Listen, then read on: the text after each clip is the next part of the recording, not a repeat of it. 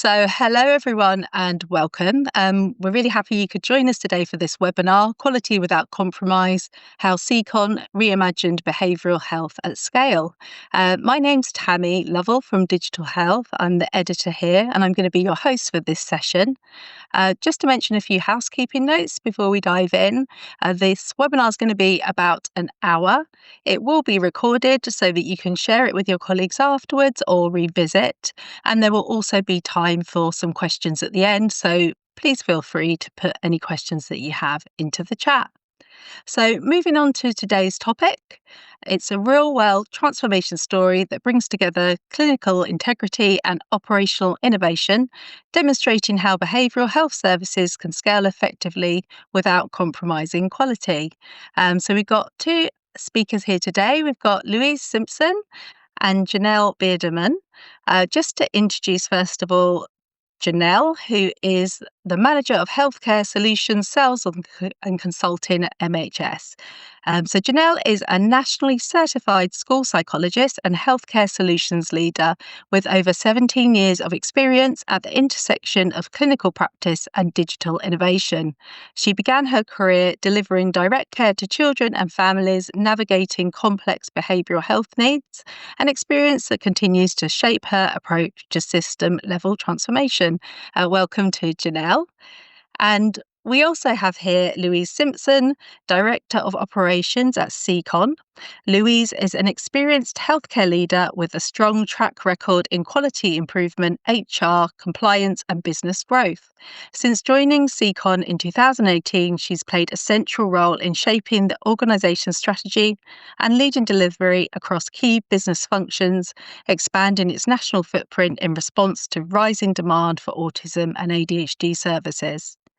Her work in driving digital transformation has been instrumental in managing demand at scale, enabling Psicon to become one of the UK's largest providers of autism and ADHD assessments, treatment, and support. So I'm going to hand over now to Janelle to start on today's presentation. Thank you so much, Tammy. I'm so excited to be here today and especially excited to get to have this conversation with Louise and just share with all of you kind of what this journey has been like. Quick disclosure first, I do work for Multi Health Systems. We are the publisher of the assessment tools that we're going to be talking about today. Louise works for Psicon, not for MHS. Also, we're going to be talking about rating scales, and it is our position that rating scales should not be used as the sole basis for making a diagnosis or educational eligibility decision. All right. So here's a little bit about what we'll cover today. We're going to start with the problem that we set out to solve together. We're going to walk through Psicon's journey, and then we're going to kind of zoom out to share sort of broader strategies and tools that can help to support scalable, high-quality care. So I just want to kind of open with setting the stage for everyone. Obviously, if you're joining this webinar, you're probably pretty aware about the challenge. Behavioral health services are under immense pressure. There's very long wait lists, there's limited staff, there's these fragmented workflows and silos that really make it hard to deliver timely, high quality care. Truly, the challenge is, how can we scale and how do we do that without compromising? So, Psicon set out to redesign its workflows to meet that rising demand while staying true to its clinical standards. Louise, can you share with us just a little bit more about Psicon's vision and how that started to come to life for you all? Yeah, sure. So when we first started thinking about this, it was really around how we can make the patient experience, the client experience, more streamlined, more efficient, and more productive. Because we, as a neurodevelopmental provider, particularly as an NHS provider in the UK, we started to see quite a significant increase in demand. The processes of sort of onboarding the patients in the first instance could be quite manually intensive. So we were trying to think of ways of how we could streamline those processes like the referral processing and the screening part so that we could give our clients and their families their clinical triage outcomes faster, and also do that without needing to significantly increase our admin workforce, because everything was very admin intensive. So that was where we started out. And I think, yeah, we reached out to MHS because we were already working with you guys. We were already using the Connors at that time with our children's ADHD assessments. We were working from your Mac Plus digital platform. And we were trying to work out whether there was any opportunity to integrate so that we could look at taking the manual nature out of some of the processing that was going on. So that's where we got started. Yes, absolutely. Well, it was a really exciting conversation just to hear sort of how you all had pictured things to work. And I think I love how you started with we started in this place because it is such an evolution. I think we've learned as we've walked along that okay, we start with this problem, but then as we sort of are unafraid of going after what the real problem is, we realize, okay, we have a much bigger solution that we can come up with here. So let's just dive a little bit deeper. You talked a bit about what sparked the need for change, just knowing that there was a huge sort of influx of need coming this direction. From your perspective in operations, what did the journey look like as you started to sort of build, like what do we need to do next? What's our next step? That type of thing. Yeah, sure. So we were processing at that point probably around 250 referrals a month, which even for us at that point seemed significant. It's nowhere near at the scale that we're dealing with things now, but they were all completely manual process referrals. So every referral required an administrator to create the client record, to generate all of the screening links, to send those screening links out to the patients, their families, schools, observers, chase those, wait for them to come back, download them from the Mac Plus system, upload them to our system. So it was all completely manual process. And what that was doing was meaning that all of the admin work that we had was going into those sorts of processes rather than focusing on the patient themselves in terms of the emails that were coming in and people that were calling us. So we were getting lots of calls like, have you received my referral? Have you received my school questionnaires? And that sort of thing. So, but because of the manual nature of it and the volumes were increasing, we just kept having to recruit more and more staff. So the challenge was we were never really fully staffed. The things were not, we weren't delivering the client experience in the way that we really would have wanted to. Clinical excellence was always there because we never compromised on that, and we never will compromise on that. But the actual interaction with the patients, whilst they're before they getting to the point of having their assessment, is quite a anxiety provoking time for them, because waiting times are longer than we would like in the UK, particularly because of the rising demand. So that was kind of really where we started. It was more about improving that kind of patient experience, as I said, without compromising on the clinical quality and without having to increase our operational headcount exponentially, and kind of making that process more productive so we could process a lot more referrals with the same workforce and also deliver a higher quality service. Right. Which is, I mean, that's just so amazing. I think a lot of organizations get to the point of like, this is what we want. So surely we have to compromise something here. We're not going to be able to do it as well as we once did it, or we're not, and your all's commitment really to like, nope, we're not going to compromise any of that. There's a way for us to get around. I think honestly, some genius on your part, Louise, of how to really approach those things is huge. When you approached MHS specifically, what were the problems that you were, I identified as like, we have to solve this particular problem?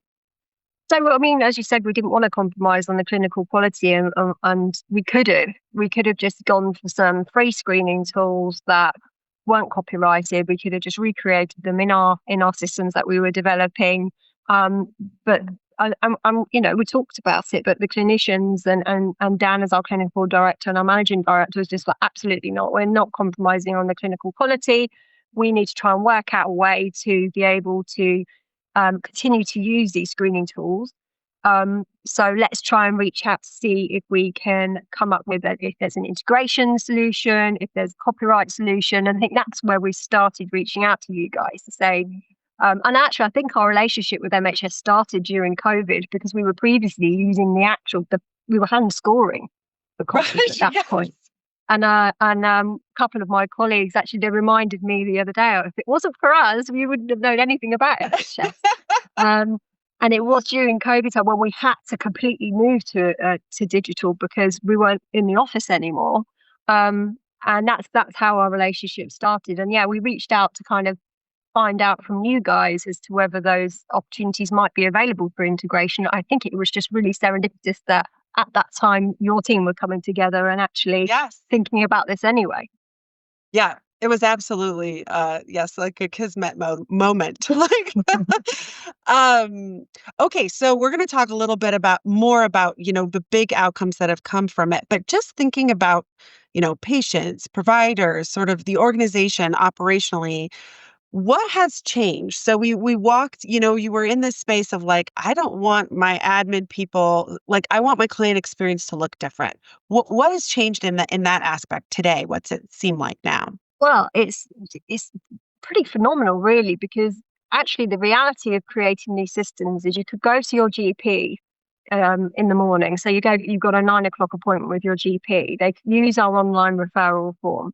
Your referral is acknowledged immediately. So you don't have that anxiety of, have they received my referral? Because we were constantly getting inundated with those phone calls and those emails because, GPs would forget or they would send it to the wrong place or it would get lost in the post, those sorts of things. So technically, as I said, now that could be an immediate acknowledgement. And then it's within minutes that you receive the screening links. So if you've got a good school who are ready and waiting for those screeners to come along and the parents are motivated to, technically they could complete those screeners and be told that they're all back, they're all uploaded to the patient record and the patient's been moved to clinical triage in the same day. Previously that could have taken months. Yeah. So that's really the impact on the patients is that point of kind of all the questionnaires and the anxiety of, has everything been returned? Have you got everything you need? Has the school sent everything back? They're having that information in real time being acknowledged and uploaded to the record. So it reduces the time it takes to actually get the clinical triage decision, which is my child or am I going to actually get an assessment? Yes. Because we use these tools to determine if they meet the threshold, particularly in our NHS contracts.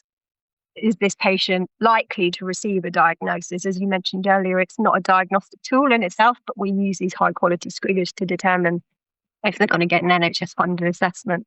So they get that outcome really, really quickly now, providing they do their part and they complete their forms.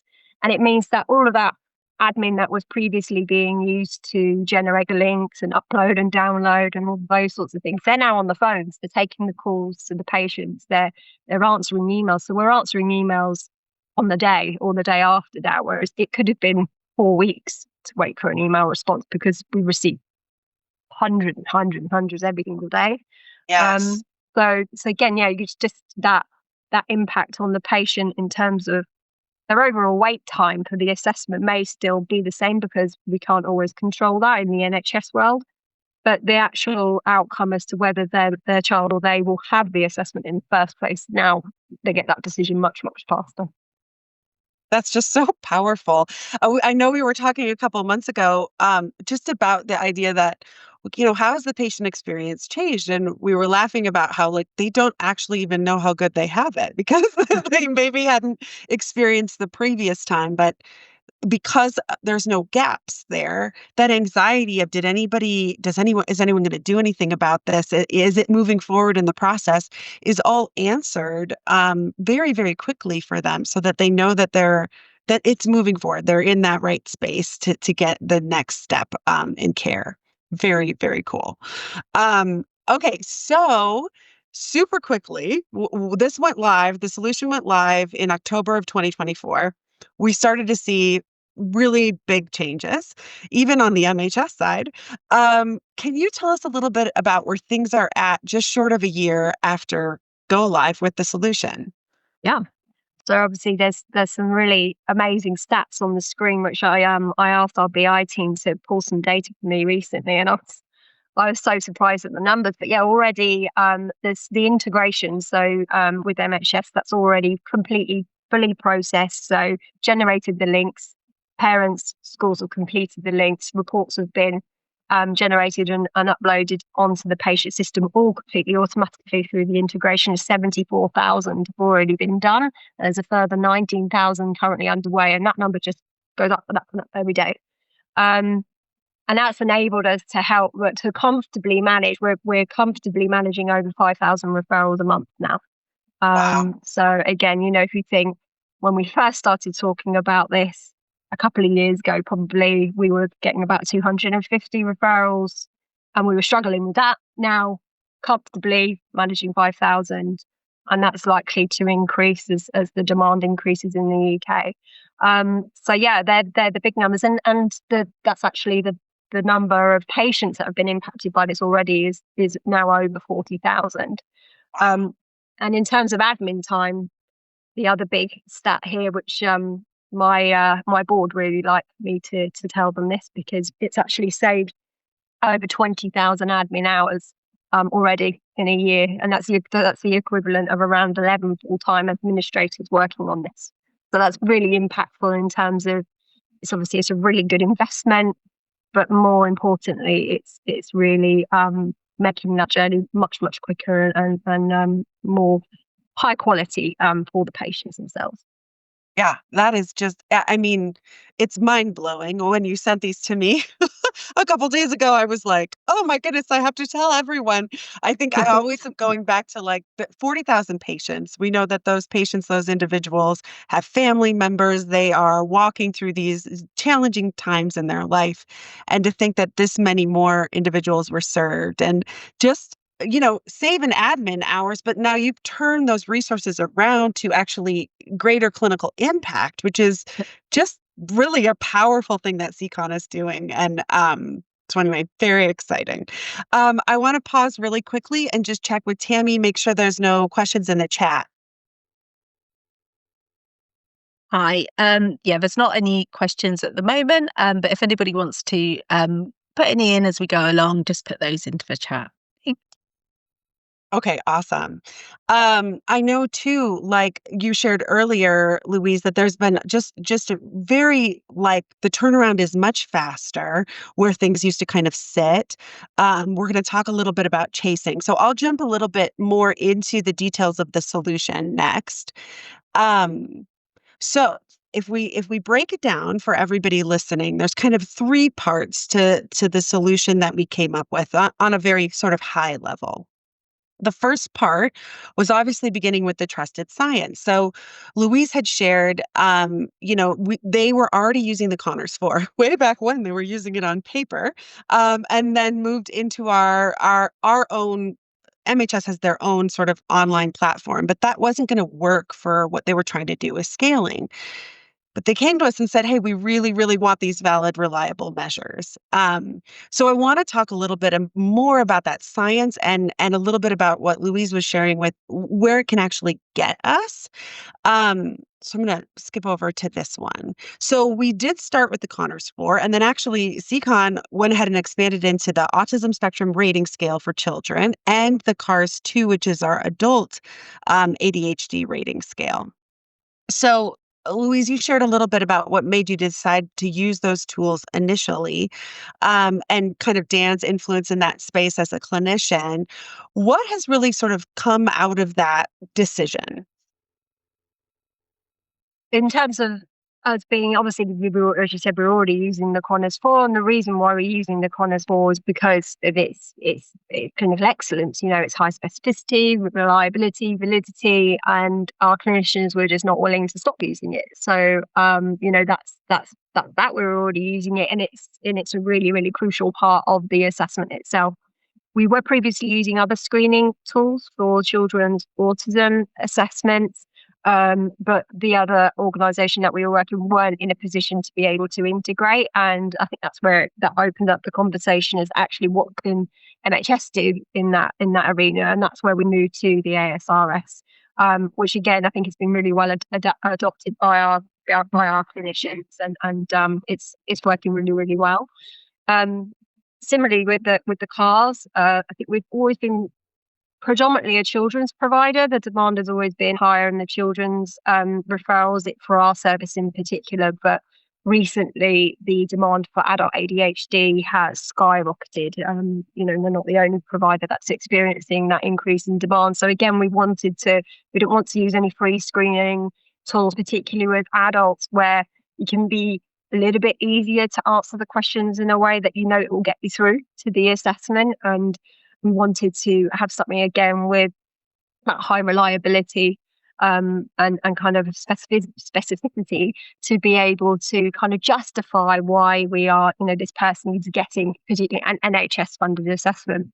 And we also use these screening tools for our self-funded patients as well. So we do that for free. So it's completely complimentary. Parents or patients themselves can asked to be screened before they make the decision to part with their money for the actual assessment itself. And as you said, they're not diagnostic in themselves, but they give quite a good idea as to whether somebody is likely to receive a diagnosis or not. So we do that for our self-funded patients as a measure of kind of reassurance that they're not parting, because it's not an insignificant amount of money. Before they make that decision as to whether they're going to self-fund, that there is some clinical indicators that ADHD or autism may be present. Yeah, that makes sense. Well, and I think it's such an amazing service that you all are providing to those patients to have that insight before they push forward. So often when someone is looking for help, they're just, where do I even begin?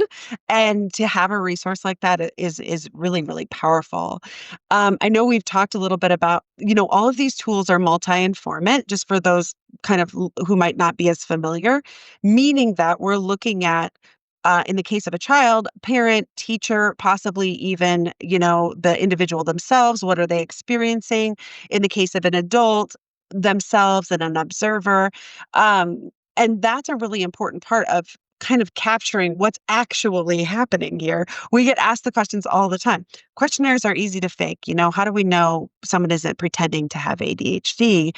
The benefit of using a tool like this, and Louise has already kind of talked about it, is sort of the sophisticated scientific properties that are associated with the tool. So things like response style analysis and validity scales. When we built the Connors 4, we actually we had over 3,000 individuals in our sample, and we asked people to respond to questions as someone who doesn't have ADHD, as an individual already identified with ADHD, and as someone who is faking having ADHD but didn't. That allowed us to build these scales so that we could actually give more insight to clinicians around what's actually happening. That's why it's a lot different than something you could download off of the internet. And I think it's not just so powerful for clinicians, it's also so powerful for patients, as you sort of brought up, Louise. So, okay, very cool. So let me hop over to the ASRS. We worked through some very important clinical decisions on this as a team. I remember us talking a lot about how to automate things like a speaking or non-speaking scoring model. So in the area of autism, if we haven't yet met with the patient, how do we determine this information so that we make sure that we're scoring their assessment against the correct kind of normative grouping? And that was a really cool conversation. So tell me just a little bit more about this tool. You kind of shared already, but another thing that we have coming soon that you all are planning to use is our adult autism spectrum rating scale. Tell us about how it's sort of incorporated into your workflow. Sure. So when we receive a referral, the system that we've built will identify the patient's age, and also the assessment type. So, for example, if you're being referred for dual autism and ADHD assessment, and the child is 6, it will know to send obviously the Connors, school and parent links, and then the ASRS 6+ age link. If it's for an autism assessment and the child is 3 years old, it will know to generate the link for the 2 to 5 years ASRS. So that's just all built into the flows so that it's based on age of the patient and the type of assessment that they're being referred for. So it's fairly simple tech. I say that's fairly simple tech. It took a long time to build, but it's working really, really well. And then there is the ability, obviously, if they answer questions in such a way that they may be over 6, but they are not non-speaking, or they're selectively mute. There may be other. We can use the other screening tools available in the system. We are also able to, not just with the automation, but if we want to do more ad hoc screeners. So, for example, sometimes schools won't answer all of the questions. It won't be able to score. We can just really simply now press a button in our system and that will generate a new link. It goes out. We don't need to be faffing around in different platforms and systems to be able to do that. So even when we do have to manually generate these links, it's super easy now. Super easy. That's so cool. Another point sort of around these tools is co-occurring challenges. And you brought up, like, sometimes we are looking at both ADHD and autism. Obviously, those things can co-occur. There's also a lot of other kind of mental health aspects, right? Depression, anxiety, like these things exist. And one of the nice parts of using a tool like this that is standardized, that is specific, that is validated, is being able to discern, okay, here's some symptomology, here's some impacts of that symptomology. This is kind of the direction as a clinician that I'm interested in going because of all the information I have. Like, this is the piece that we need to work on, and I can really start to begin to differentiate between different challenges and things along the way. So that's a big benefit of you being able to use a tool like this. So jumping into the cars too, you kind of alluded to this, but we were talking just the other day about what do you do in these situations where, and I know Psicon really values, and really this is kind of a requirement around when we are doing assessment, looking at multiple environments. So occasionally a child might be home educated, or an adult who thinks they may have ADHD might not really have like a reliant observer.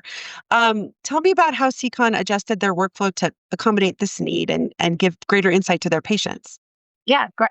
It's really important point, because obviously I think there's a lot of children and adults that may get screened out of having an assessment because they don't have that information from a secondary setting. So, for example, if an adult, we often hear from our adult clients that they don't have any living relatives that knew them since they were a child. So for either autism or ADHD assessment, and for children who are home educated and we can't get the school information, parents are able to access that information from another health or education professional. Rather than just say, well, sorry, you can't have your assessment now, we're looking at the other versions of the Conners and the CARS and the ASRS to be able to gather more evidence to support an assessment. It still may end up being an inconclusive outcome, but it does mean that the child or the adult themselves will get to the point, hopefully, of having that assessment. And in most cases, we should hopefully be able to conclude. And that is by using the long versions of the Conners, CARS, and the ASRS. So having those kind of multiple different ways to approach the patient, like you may not want to do a 115 item questionnaire on every single individual based on what you're deciding whether or not we need to move forward to a full evaluation, but kind of beginning with that piece of information of, okay, well, we can't get all of the information. So actually on this one, let's get that more in-depth info, and we have more that we can make decisions from. So that is I just think it's really cool what you all are doing in that space and how you're innovating. Okay, so this is the second piece of our solution. So if you remember, the first was trusted science. The second is this in your environment piece. This is the idea that we're embedding the science into your platform. So in the case of Psicon, it's their custom Salesforce environment. And when we say that science is embedded, we mean kind of all of the parts of it. So, Louise, you've alluded to this, the administration, also the scoring, also the results. And those pieces can actually happen exactly when you mean for them to happen. And they can trigger all sorts of other events. It sounds kind of, this sounds sort of simple. Louise, you brought up the chasing, but it eats up monstrous amounts of time, right? So we administer a rating scale. And if you think about me just as an individual psychologist, I'm sending out this rating scale. I'm waiting now. It's in the patient's hands. Often a family who has a child who might be dealing with ADHD symptomology or autism. Um, it's sitting there, maybe an adult who has those same challenges, and perhaps it's forgotten about, it doesn't get completed. So we're going back, we're trying to track it down. Where are we at with things? Um, Tell me a little bit about how the solution that we developed around that chasing, how that impacted how your frontline staff gets to relate to patients now. Yeah, sure. I think this one of the biggest wins in the admin team. I think if you speak to any of the admin that worked here before we had the solution and you ask them, I remember the days of chasing, they'd go, oh, it was very, very admin intensive because there was a lot of checking and lots of different platforms. And again, because of the volumes that we were processing, the platforms would get stuck, things would break, you wouldn't be able to kind of view things on time. So you'd be waiting for things to download. So, for example, you have if there's a child referral for ADHD, there's 4 screening questionnaires that we do. So 2 of them are MHS. So we use the Connors, the home, Connors, the school, and then we have our own qualitative questionnaires that we send out. Previously, those qualitative questionnaires were held in one system, patient record would be in another system, and obviously the Connors in the Macros platform that you guys had at the time. Then we would have to go into all of these systems, search for the patient, see if that screener had been completed. If it hadn't, then pull that link back out, put it in a letter or an email, send that to the family, give them another 21 days, check if it's back again in 21 days' time, chase again, and we'd go round and round and round and round. And it was really, really time consuming. And also just felt like we were just nagging. There's a lot of nagging, and schools in particular, parents getting angry with schools because schools weren't doing it on time and schools are incredibly busy and stretched resource wise. So the system that we've got now is that all of the admin's taken out of that. It's all completely automated. So the system knows, has that screener been completed? Because once it's completed, the integration means that that report is then submitted onto the patient record, the link closes down and it's sort of ticked off that, yeah, that's done. Unless they're all done, every so often the system will automatically send out a text message and an email to the families to say, you've got some screening links outstanding, here's the list of them. And it just means it's more of a gentle reminder, a little bit more frequently because it's completely automated. So it sort of feels less like nagging, more like nudging. And the admin team they're not spending hours and hours and hours doing this for thousands of referrals. But that's what we're dealing with. They can spend the time on the phone to the parents and to the patients who have got other types of questions that they need answering. So yeah, it's been a huge win, huge win. It used to be a very painful exercise. It is really, really awesome that piece has been able to change so much and that it's just honestly shifted how those admin humans can interact with the other humans. It's not about, nagging. It's they've been nudged and maybe there's a question, about, I'm not sure how to answer this, or that's a much more high value activity than, hey, you still haven't filled out this form that I just had to track down for all this time. All right. So that moves us into sort of the last step of our solution, which is breaking down the results. So the results traditionally of these types of tools live in this kind of stationary world as a PDF or a Word document. And there's a lot of value for that. Different clinicians want to be able to review things differently. But they're also alive as these points of information, this discrete data. So any of the scores, any of the observations that come out of any of our tools can actually be mapped to tables. They can trigger additional workflows. They can enable triage. They can feed AI agents. There's so much that you can do. Now that you know that you're feeding your system with good data, and so, I mean, you were always using good data, but like now you're feeding this big system with so much good data. Mm. What are you thinking about doing next, kind of from an operational perspective? Yeah, so I mean, it has been great, and actually having that data inside our own system, so all of the T scores can be mapped out, and we, as you said, we can be really creative with that. So we're using these T scores and these screening outcomes predominantly for evidence in assessment, but we also provide ADHD treatment. So there is the opportunity to repeat those CONOs or the CARs at different intervals and then use those T scores and map them against the baselines to be able to track improvement in symptoms, and, alongside other tools that are available. um, that's, I think, really powerful evidence to patients and their families, because it's not always obvious to patients as to whether their symptoms are improving, particularly with our adult population, because there's so much overlap with mental health, and they're often confusing their mental health symptoms, their anxiety and depression, with their ADHD symptoms. And when you can actually present them with data that shows they are improving, that's really powerful, and I think it's really good for the patient, but also the way that ADHD treatment works in the UK, particularly in the NHS arena, is that the we want to get these patients to a point of stability so we can enter into shared care agreements with primary care colleagues. So that means that the patients don't need to keep coming back to the specialist provider for their prescriptions and their reviews. They can go to their own doctor locally for those, and then the specialist provider just sees them on a sort of annual basis to keep an eye. And that is better value for money for the NHS. It's better for the patients. It also means that other patients, there's space for other patients to come into our system. And so, yeah, using this data to be able to inform treatment outcomes and to show improvement ratings and to generally improvement outcomes, because it's really tricky to do that in an assessment or a diagnostic environment, because your outcomes are you diagnosed, you're not diagnosed. One's not better than the other. It's just Right. they're so it's sort of, when you say, well, how do you know you've got good outcomes? Well, it's a diagnostic service. There's only two outcomes.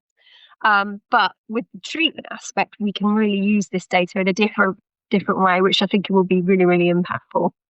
Yeah, absolutely. Well, the patient impact is just so powerful to be able to show someone their own experience and how that has shifted. And, we've talked a lot about being in the system. It can be very, very, it's just anxiety provoking, and having to wait so long. And so not wanting to give up once you finally get access, being afraid to give up that access, even if you're really ready to be able to be served in a much more convenient way, honestly, seeing your own doctor and those pieces. So I think that's really cool. I'm honestly so excited. Every time Louise and I talk, I hear about another really cool thing that they're doing with this data and information. Um, okay. So this is just kind of a slide to bring it all together. And I want to do a quick pause here to see if there's any questions in the chat. But basically, three pieces to the overall solution. One, starting with the trusted science, those scientifically validated assessments. Two, in your environment, so integration-ready platforms, EPRs, Salesforce, other types of CRMs, Dynamics. I mean, there's just a lot of different places that you can do that. In this case, Salesforce. And then discrete data, the automation that actually supports instead of replacing clinical decision making. So all of these decisions along the way all had clinician involvement. There's a lot of moving towards these sort of aggregate. You know what? Lo and behold, we all pick a certain confidence interval. We all want to make sure that we're sending forms to the right age range. We can make those decisions at a system level instead of an individual level and be able to serve a lot more people. Okay, sorry, Tammy, any questions in the chat for us? Yeah, we do have a question, which is kind of a two-part question. Firstly, has there been any feedback from clinicians about the improved referral process and what difference it makes to them? And then the second part is, have you had any feedback from families? Well, the families that have been impacted by this, I guess, unless they've been through a previous assessment with us, have probably just assumed this is how it's always been. And I guess there is a certain level of expectation from families that, particularly as we are an independent provider, although a lot of our work is for the NHS, that there is an expectation that these things happen really quickly. So we do get really good feedback around our communication, which is I'm really proud of that, because it was something before that we used to get more constructive feedback and criticism around that you could answer our emails faster, or you could let us know where things are at a little bit more often. So now we're actually getting that's flipped on its head, and we're getting really positive feedback about our communication and how supportive and helpful our admin staff and frontline staff are when they're able to reach them and speak to them. I think is it's really great. I'm really proud of the team for them providing that level of client experience to our patients and their families. From a clinician point of view, we were already using the Connors particularly, and we had been using. I think we started to use the cars a little bit. They they don't see the difference necessarily, because they're in the clinic room with the patients and all of this information has been gathered at the outset, and we were already gathering it. It's just that they were always getting longer to get it. And we are moving into the next phase of our tech innovation, which is moving everything onto our Salesforce platform. So our clinicians will also be on our Salesforce platform. And I think that's where the really exciting bits with the clinicians will be, because we'll be able to build a bespoke EPR around what they want and what's helpful to them in the clinic room, again, so that they can make sure that they're delivering really, really high quality assessments to our patients. That's awesome. Thank you, Louise. Okay, any other questions, Tammy? There's no other questions at the moment. Okay, wonderful. So I'm going to take us into sort of our lesson learned phase. This is the fun part where we're talking more about what the experience was for us. Obviously, transformation isn't just about technology. It's about people, process, purpose. What's the purpose of what we're doing? Louise, what would you say was a lesson learned for you in the process so far? Obviously, this is a continuing journey, but what have been some of the lessons you've learned? I think focus on the problem rather than the tech, because I think you'd be really surprised at what tech can do. So it's sort of like, if you map out, like, in an ideal world, if I was to have whatever I wanted, what would this look like? And that's really what we did. We sat down as an operational team and a clinical team, and we were thinking, like, what is the problem here? What are we trying to fix? If technology could do anything, what would it look like? And actually, we were really surprised when we actually started speaking to our Salesforce partners and with you guys at MHS, like, that's why we can do that. We can do that. And we were like, wow, this is amazing. So what started out as a much smaller sort of plan of sort of an online referral form just blossomed into this hugely impactful onboarding system that I could never have imagined it would have had the impact that it has had. Yeah, it's funny because that was the one in my head as well that I wanted to kind of focus on, like, and it was just so neat from the very first moment that we got involved with Psicon. It was like, okay, we are like, there's shared values here, and there's a willingness to really dig into the problem.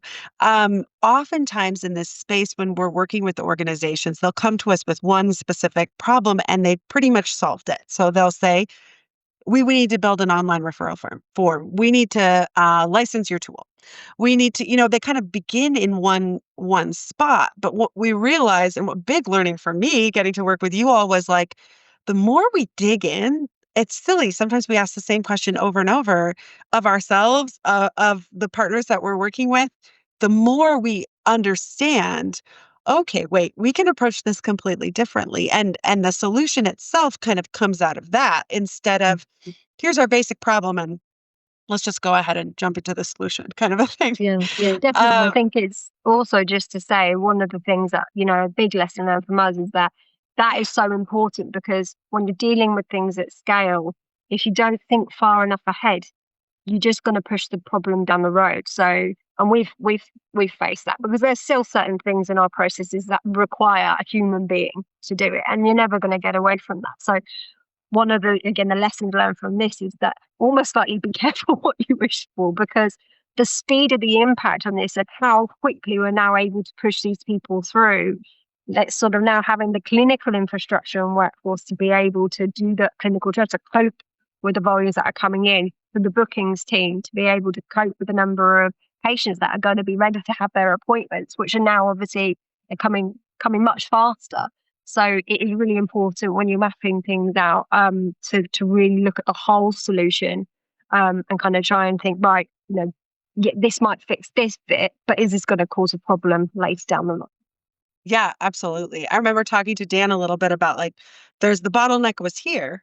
So now we've moved the bottleneck, but are we ready for this bottleneck? What are we planning for? And I think that's honestly that willingness to sort of, I think a lot of times systems are trying to maintain themselves. So they're like, well, you know what? It's slow, but it's not like we can ever handle having that many come through. Whereas Secon's response or sort of posture towards it all is like, okay, that's the real we got to solve the real problems here. We got to lean into these challenges, and then we'll be able to think it all the way through to the end. And it's been just an absolute pleasure being able to work with you all, and it brings me a lot of hope as a clinician about what we're going to be able to do in the world, and the good, that technology, not on its own, but like incorporated into all of can enable. Like there's such a place for all of that. And it's such a politically important kind of point as well, because in the NHS world, there's such a strong focus on digital solutions now and the 10-year plan. So I think there's going to be really big focus on what innovations are available tech-wise to be able to support patients, and obviously ultimately mean a more efficient and therefore more cost effective service for the NHS are having to fund, and funding is stretched, patient numbers are increasing. So again, how we can use technology to make that better, I think is really crucial. Absolutely. I completely agree. Okay. So honestly, you make it look easy, but I know it is not. And everything that you've worked through is the results of months of super careful planning and these partnerships. Obviously, collaborations with Salesforce support, R3 Digital was amazing, and just working all together. For those on the call today, or even listening at a later time, do you have any advice you would give to an organization that wants to do similar kind of work? I think crucially it's to really, number one, never ever compromise clinical integrity or quality. You can deliver quality at scale. It is possible. You just need to find the right partners. And I think when you're finding the right partners, you need to look for partners that share your vision and your values. And I think we've been really lucky with you guys at MHS, because I think it has just been a really cohesive relationship from day one. Everyone's been so supportive and really understanding where each other are coming from. You've just been so responsive, because this has been a bit of an experiment for both of us, and kind of building this solution together. And there have been blips and bumps along the road, but your team have been great, so responsive. I want particularly give Scott a shout out. Yes. He is absolutely amazing. And then similarly, my team and my team, James, who's been kind of leading on the Salesforce project. I've had a fantastic team that have been supporting me with this vision and Psicon vision. And I think you've got to make sure you've got a strong team around you, but a strong team in your partner. Yes, absolutely. I completely agree. I think one of our big learnings just walking through with all of you was the point you just made there. Like James and Scott are brilliant, and their technology understanding, while they're not clinicians, just brought so much. Your operations perspective, so powerful. Like I can sit there as a clinician, me and Dan can talk, for hours about how important these tools are. But if there's no way to make it happen, then all we are is talk, right? So there's just sort of this I don't know. On my team, we've been calling it our iron triad, but it's this idea of clinical operations technical. Like we're all kind of equal in that space. If we're collaborating with equal voices, we can come up with this amazing solution. So thank you for the shout outs. That's awesome. All right. Well, we have about 10 minutes left, I think, today. So I'm going to move us to our question slide, and I'll let Tammy take over. Right, so thank you so much, Louise and Janelle, for that. That was really interesting. We have now put the presentation link into the chat, so you can access that. If you do have any problems accessing it, don't worry, we'll also be sending it out by email as well. So we're also going to put a QR code into the chat now, which means that you can use that to reach out to MHS if you want to find out any more as well. So that's in the chat now. So we've just got a few moments left for questions. There is one question in the chat which is to do with the payment and invoicing structure. I don't know if that's one you'd want to answer now, or if that would be something which would be better if people reached out using the QR link to find out more. Yeah, I think that's probably a great one to have them reach out with the QR code. So yeah, so you've got the details there, so you can reach out more to find out about that. If anybody else has any burning questions, put them in, or otherwise I've got a couple of things that I'd like to ask. So what I was wondering was, what surprised you most during the implementation process? So for me, it's just the speed of the impact. As I said, you just told me a year ago, in a year's time, you'll have processed 74,000 screeners with 19,000 underway. I would have laughed. But it has been, the speed of the impact has been the most surprising kind of thing for me. And the finance team when they got the invoices as well. Just because everything got brought forward so much faster. But money well spent. Yes, I love it. I was going to say the same exact thing. Like we knew the potential. I think, Luis, you sold me on this. I was like, I think that this can happen. Like, let's get in there, let's experiment, let's make this happen. But the first couple of months, all of a sudden, it was just like the floodgates had opened. And I know I've sat in our founders meeting. MHS was started about 40 years ago by a psychologist and his wife, who's also a psychologist. And to be sitting there and telling them about how many more patients were being impacted because of this, it's just, I mean, it's honestly been jaw-dropping for everyone that's been working in this space. It's super cool. Thank you. And I also wanted to ask, how did you manage change across clinical and administrative teams as well? I think that's probably one of the biggest challenges when you're doing a big project like this. And we have at the time when we were doing this, we were a much smaller organisation than we are now. We've got over 350 staff now, which I find mind blowing. When I started here, it was 35. But yeah, so making sure that you had all of the right people in the right place at the right time, getting their buy-in. But as I said, it was easy to get the buy-in because the operation staff had been living and breathing this, and it was just painful. And they were like, we just need something, to be able to make this better for us, better for the patients. And then the clinical teams, and they were like, yeah, fine, you can do what you want operationally as long as you're not getting rid of our conners. So it was kind of easy to get the buy-in because everybody was on the same page. But because we were much smaller then, I think the skills that we had internally in terms of change management, project management, things like that, we didn't have that big infrastructure there. So there's a lot of learning as we went along. But I think because we had such great partners, as I said, with MHS, but also with R3 Digital, who were helping us build our Salesforce platform. If we hadn't had that support, I don't think we would have been able to do it and as nearly as quickly as we've been able to do it. So yeah, I would say just making sure that you've got good project management, change management, and that there is that buy-in from your operational teams and your clinical teams. But because we were already using the screening tools itself, that was an easy challenge to get over.